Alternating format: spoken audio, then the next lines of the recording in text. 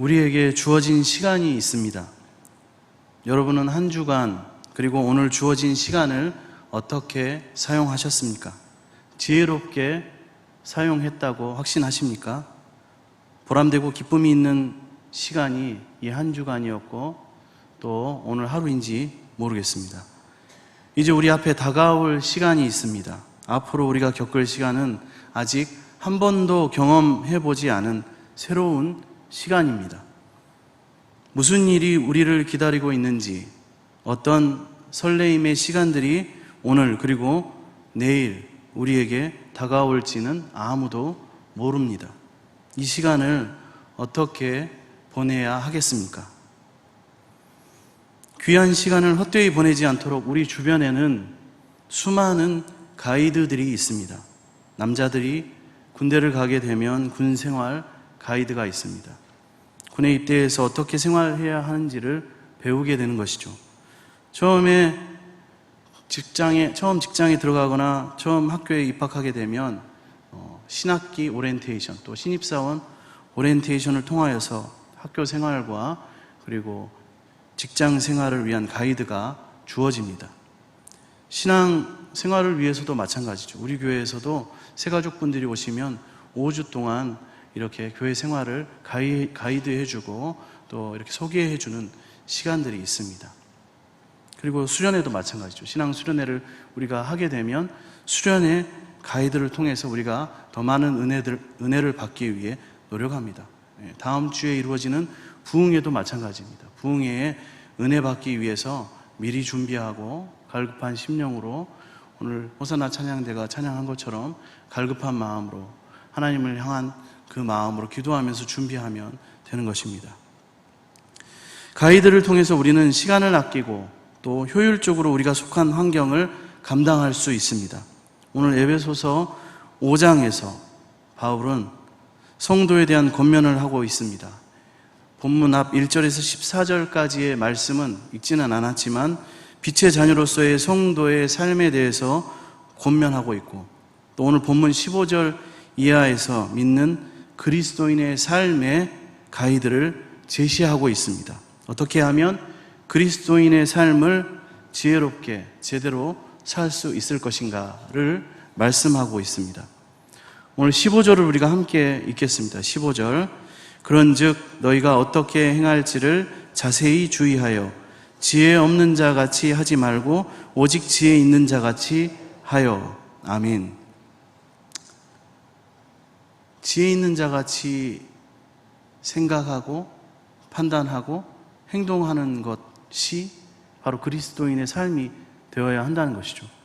저번 주에 우리 호강현 전도사님 설교를 하셨는데 그때 자전거를 타면서 핸드폰을 보지 말아라 라는 어머니의 그 말씀을 새겨야겠다라는 계기의 이야기가 있었습니다. 그래서 저도 한 가지 이야기를 하려고 합니다. 예전에 제가 어머님께서 운영하시는 이 사업장 가게에 운전을 해서 가고 있었습니다.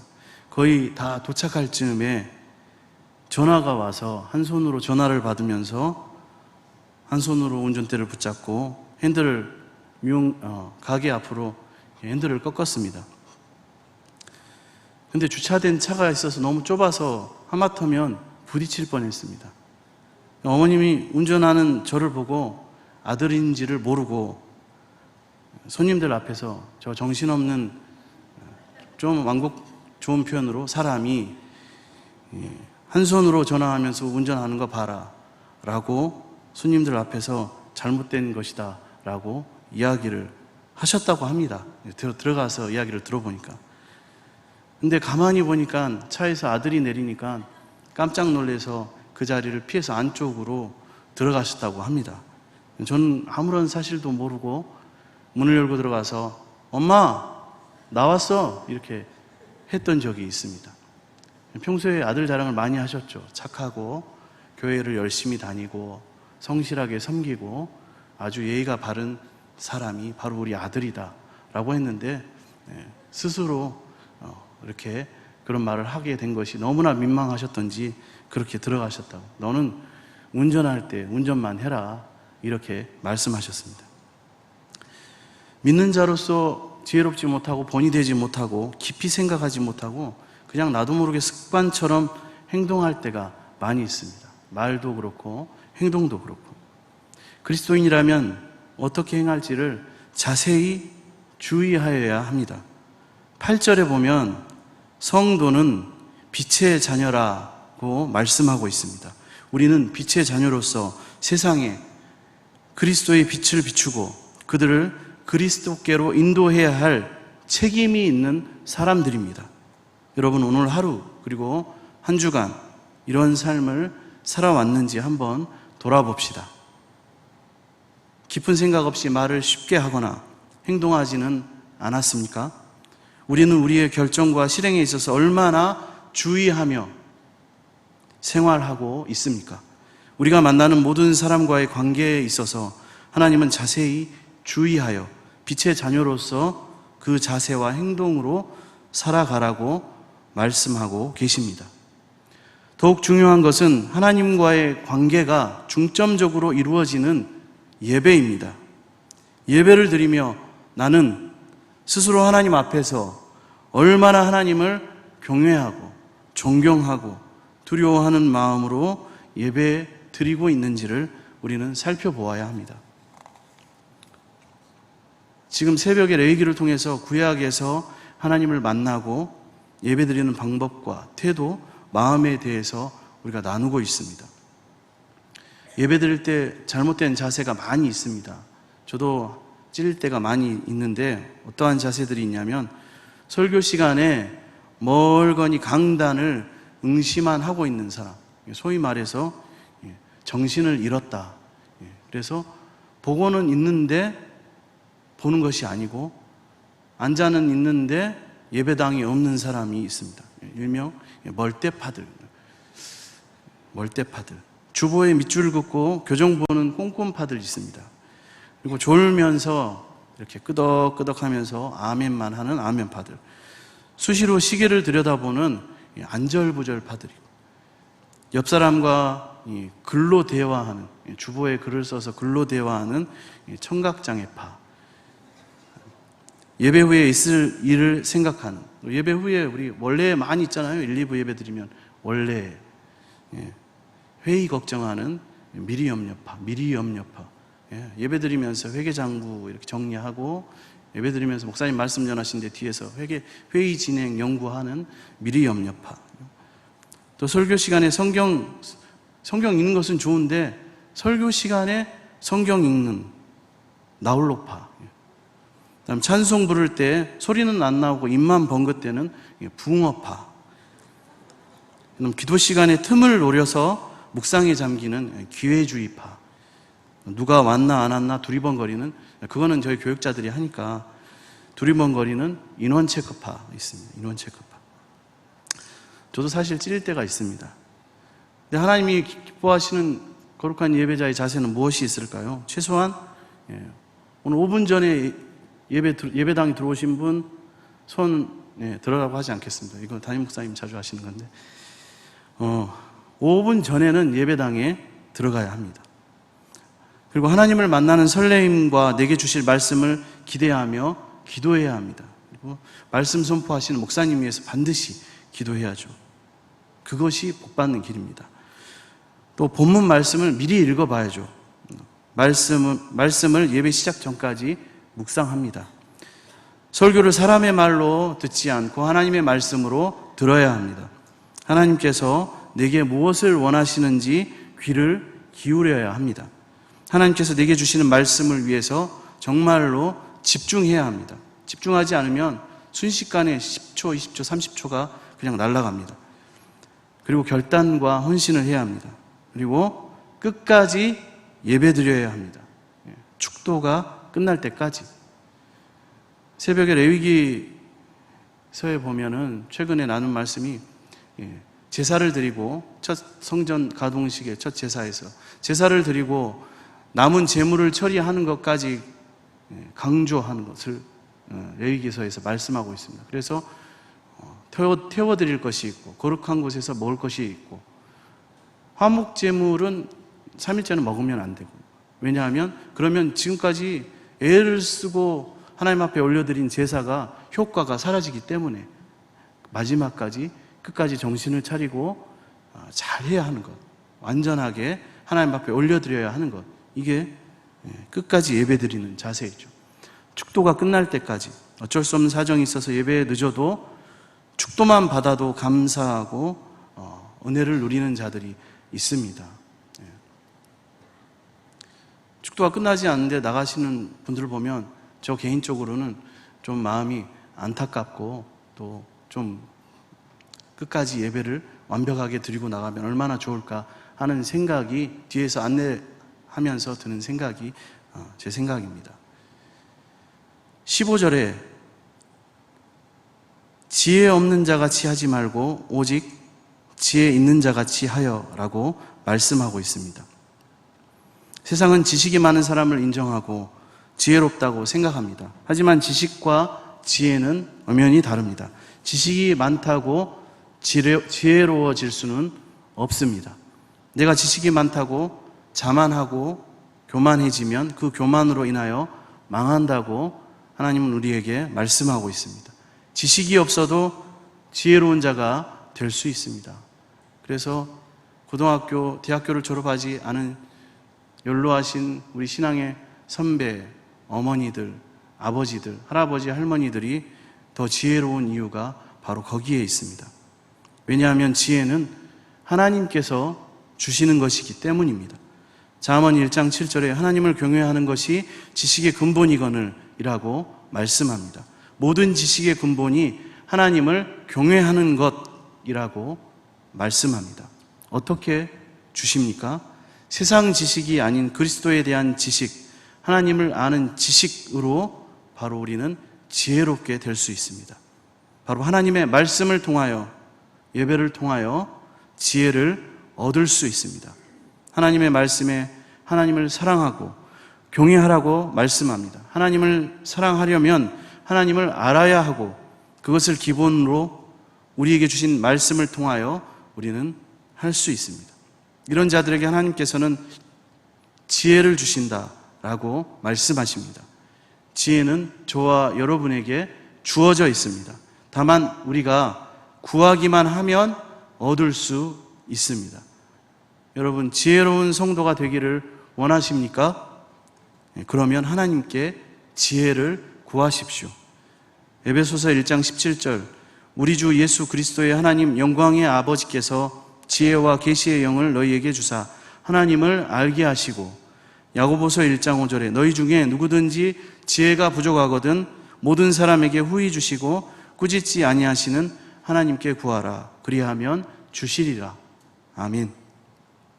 16절을 우리 함께 보겠습니다. 16절, 세월을 아끼라 때가 악하니라.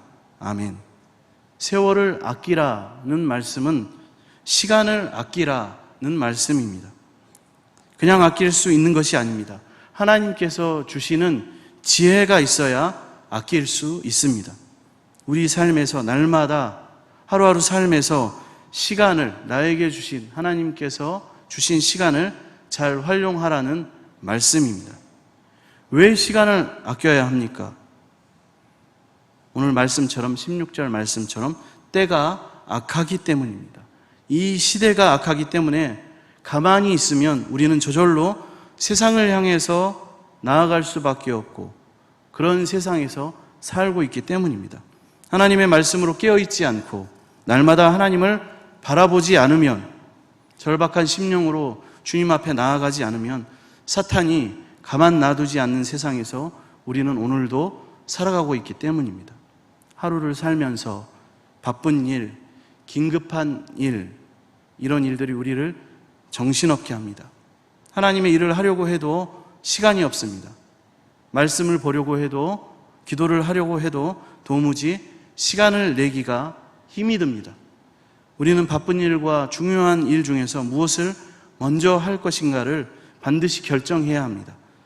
하루를, 아니 한 달을 바쁘게 정신없이 일하고 살았지만, 섬기고 살았지만 그 일을 끝냈을 때 우리 안에 채워지지 않는 공허함이 있다면, 또 우울한 마음, 우울증이 우리 마음에 있다면, 그런 마음들이 우리를 힘들게 하고 있다면, 채워지지 않는 그 무언가가 우리를 힘들게 하고 있다면 무엇 때문입니까? 그것은 바쁜 일 때문에, 긴급한 일 때문에, 중요한 일을 빠뜨렸기 때문입니다. 우리에게 중요한 일을 하는 것은 바로 시간을 아끼는 일입니다. 중요한 일을 하는 것이 바로 시간을 아끼는 일이라는 말씀입니다. 중요한 일이 무엇입니까? 하나님께 우리의 시간을 드리는 것이고, 하나님께서 나를 향한, 저와 여러분을 향한, 우리를 향한 뜻과 계획이 이루어지는 시간입니다. 한마디로 그리스도인으로서의 삶을 살아가는 시간입니다. 이것이 먼저 이루어지면 우리 안에 성령께서 주시는 평안함과 여유, 그리고 흔들리지 않는 마음 가운데 서 있는 나 자신을 발견하게 될 것입니다. 과연 나는 하나님께서 나를 통하여 나의 시간을 사용하시기에 합당한 삶을 살고 있습니까? 17절, 우리 17절을 함께 읽겠습니다. 그러므로 어리석은 자가 되지 말고 오직 주의 뜻이 무엇인가 이해하라. 아멘. 하루의 시간 중에서 주의 뜻대로 사는 시간은 얼마나 될까요? 나의 바쁜 하루 생활 속에 나의 뜻과 사탄의 유혹에 넘어간 시간이 많은지, 아니면 하나님 뜻에 내어드리는 시간이 많은지를 우리는 날마다 생각해 보아야 합니다. 주님 뜻에 시간을 내어드려야 하는데, 주님 뜻은 무엇입니까? 데살로니가전서 4장 3절에 하나님의 뜻은 이것이니 너희의 거룩함이라 라고 말씀하고 있습니다. 하나님 앞에서 거룩한 삶을 사는 것입니다. 그리고 성령의 충만함을 받으라고 오늘 본문은 말씀하고 있습니다. 18절을 읽겠습니다. 18절. 술 취하지 말라. 이는 방탕한 것이니 오직 성령으로 충만함을 받으라. 아멘. 술 취함은 무엇을 의미합니까? 예수 그리스도를 믿기 이전의 생활 방식과 이기적인 나의 욕망을 의미합니다. 술 취하면 방탕하게 되고 통제불능이 됩니다. 일시적인 욕망과 쾌락, 이것은 충족될 수 있지만 그것을 수습하기란 쉽지 않습니다. 바울은 술 취함과 충만함을 받으라 라고 말하지 않고 성령으로 충만함을 받으라 라고 말씀하고 있습니다. 이것이 주님의 뜻임을 우리에게 권면합니다. 성령의 충만함은 한 번에 단번에 받는 것이 아닙니다. 이것은 헬라어 명령형 현재 시제로서 계속적으로 그리고 지속적으로 충만함을 받으라는 말씀입니다. 날마다 성령의 충만함을 받기 위해서 하나님과 동행해야 함을 의미합니다. 성령의 충만함을 받으면 우리는 영원한 기쁨과 안식을 맛보게 됩니다. 고린도전서 12장 13절에 우리가 유대인이나 헬라인이나 종이나 자유인이나 다 한 성령으로 세례를 받아 한 몸이 되었고 또 다 한 성령을 마시게 하셨느니라. 아멘. 성령의 충만함을 받는 것은 내가 노력해서 이루어지는 것이 아닙니다. 나의 힘으로 내가 주체가 되어서는 받을 수 없습니다. 내가 성령을 받는 것이 아니라 성령님께서 나를 충만케 하시는 것이기 때문에 그렇습니다. 성령 충만함을 받기 위해서는 우리는 매 순간 회개하고 간구함으로 성령을 구해야 합니다. 사도행전 2장 38절 39절에 베드로가 이르되 너희가 회개하여 각각 예수 그리스도의 이름으로 세례를 받고 죄사함을 받으라. 그리하면 성령의 선물을 받으리니 이 약속은 너희와 너희 자녀와 모든 먼데 사람 곧 주 우리 하나님이 얼마든지 부르시는 자들에게 하시는 것이라 하고. 아멘. 누가복음 11장 13절에 너희가 악할지라도 좋은 것을 자식에게 줄 줄 알거든 하물며 너희 하늘아버지께서 구하는 자에게 성령을 주시지 않겠느냐 하시니라. 아멘. 술 취하면 주위 사람들이 다 압니다. 마찬가지로 성령에 취하고 성령에 충만하면 우리의 말과 행동이 그 성령의 충만함을 드러냅니다. 주위 사람들이 성령 충만을 알아본다는 것이죠. 하나님께서는 우리 모두가 성령의 충만함을 받기를 원하십니다. 이것이 바로 지혜로운 삶을 살아갈 수 있는 비결입니다. 하나님께서는 우리 삶이 하나님의 말씀으로 채워져 지혜 있는 자가 되기를 원하십니다. 그 지혜로 악한 세상 가운데 세월을 아끼는, 시간을 아끼는 성도가 되기를 원하십니다. 날마다 주님의 뜻을 구하는 삶을 살며 그 일에 나의 힘과 열정을 쏟아 거룩함과 성령의 열매를 맺기를 원하십니다. 우리 주님께서는 나의 힘이 아닌 오직 성령으로 날마다 충만케 되기를 원하십니다. 함께 기도하겠습니다. 사랑의 주님, 하나님의 말씀을 우리 마음에 새겨 지혜 없고 어리석은 자가 아니라 이 마지막 시대에 지혜 있는 자가 되기를 원합니다. 무엇이 중요한 것인지 잘 분별할 수 있도록 분별력을 주셔서 세월을 아껴 하나님께만 영광 돌리는 믿음의 자녀 되게 하여 주옵소서. 세상 문화에 취하여 술에 취하여 방탕한 삶을 사는 것이 아니라 성령의 충만함을 받아 교회와 가정과 하나님의 나라를 세워가는 참 그리스도인이 되게 하여 주옵소서. 감사드리며 예수님의 이름으로 기도드립니다. 아멘.